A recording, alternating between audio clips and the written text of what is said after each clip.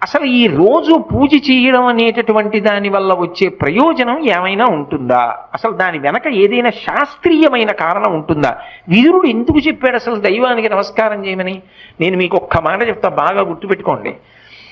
ఎవరు పూజ చేస్తున్నాడో వాడు లోకము చేత పూజింపబడతాడు. నేనన్న మాట బాగా పట్టుకున్నారా?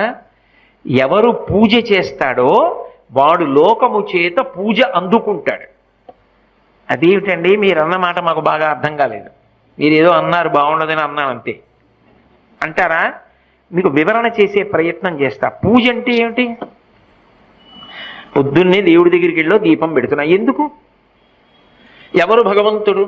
చంద్ర సూర్యౌచ నేత్రే కర్ణావాసా శిరోద్యౌ ముఖమవిదహనో యస్య వాస్తేయమబ్ధి అంతస్తం యస్య విశ్వం సురనర ఖగో భోగి గంధర్వ దైత్యైః చిత్రం రమ్యతే